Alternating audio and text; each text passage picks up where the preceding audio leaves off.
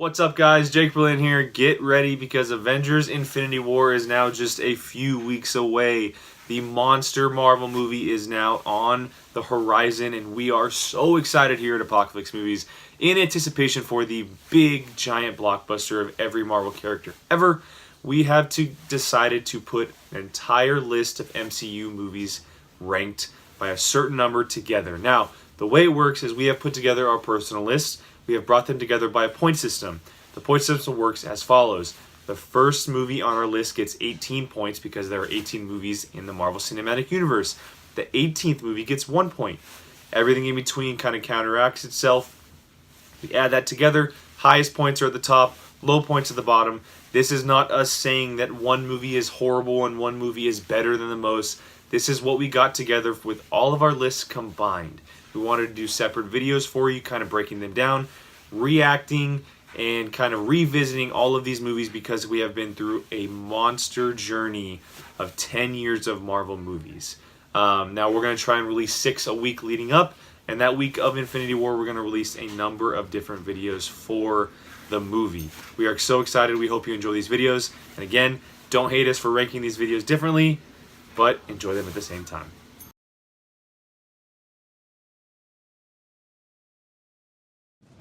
I think a lot of people don't realize how important Thor is to the Marvel Cinematic Universe. Remember, if this movie would not have succeeded as it did, we would not see the MCU as it is today. Look at everything going on, right? We have Guardians of the Galaxy, Cosmic.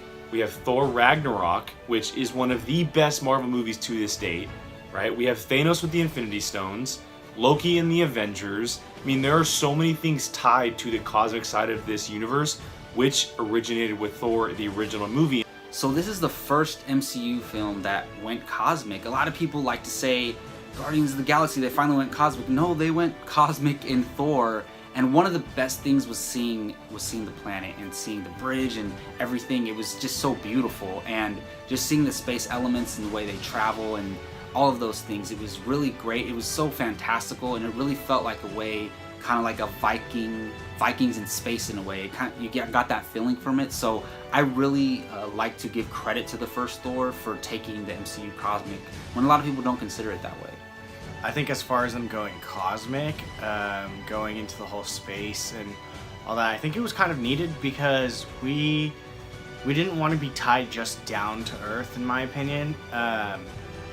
Yeah, there's a lot going on, there's great superheroes, but there's just a whole another universe of characters outside of Earth's reality, and I think it was something that needed to be explored. Whosoever holds this hammer, if he be worthy, shall possess the power of Thor.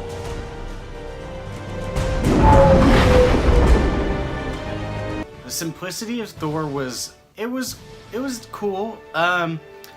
I would have wanted a little bit more of it. I didn't actually really get a feeling of a villain in that movie. Like, obviously Loki was being set up to be a villain, but you kind of never really got a villain for the movie. It was just kind of like a bunch of little side characters. You had the Frost Giants, you had Loki, and then you had the Destroyer, but you never really got a sense of this is the true villain of the movie, or at least I did it. Next. So nobody knew who Chris Hemsworth was. At least I didn't back then. And who would have known that this guy comes out of nowhere and is just great as Thor. I can't imagine anyone else as Thor, honestly. Like, there's certain superheroes where I could see somebody else playing them, but he is Thor. He's one of those, and there's not a lot of those guys where they are the character.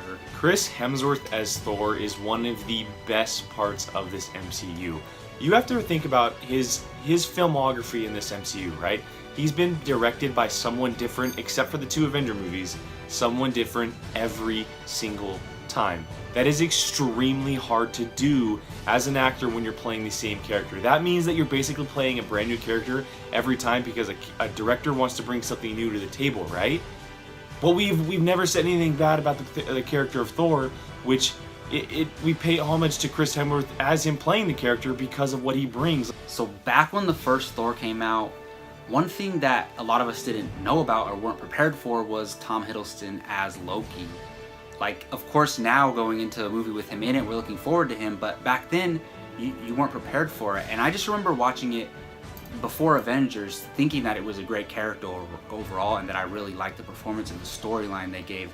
A lot of people poo-poo on this movie because of some of the things that happen on Earth, but if you pay attention to the Thor and Loki relationship, and Loki's, being upset over his relationship with Odin, then that's what makes the movie so great, in my opinion. And in a way, Loki might be kind of the heart of it, in a way, maybe more than Thor in this film for sure.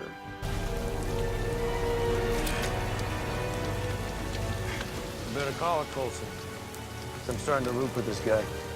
As far as Hawkeye being in the movie, I think it was perfect.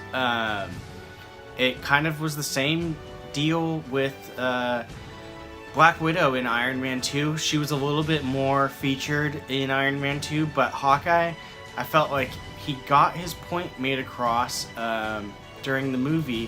When we think of the first Thor movie, we think of Thor being bounded to Earth, Loki kind of taking over, him being the villain, introducing, the cosmic side of this MCU, right? Well, one of the things that is highly forgotten in this movie is that this is our first introduction to Hawkeye, Jeremy Renner. Now, it is very quick in the middle of the movie. This is when Thor is basically going after his hammer after Mjolnir crashes in New Mexico, and S.H.I.E.L.D. is kind of surrounding it, trying to figure out what it is.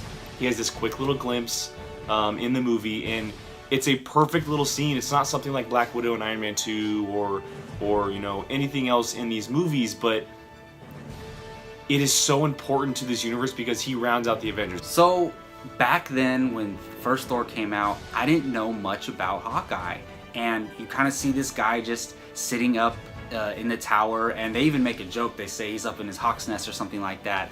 And it was a good little intro. He didn't have too big of a role to play at all. It was a small cameo.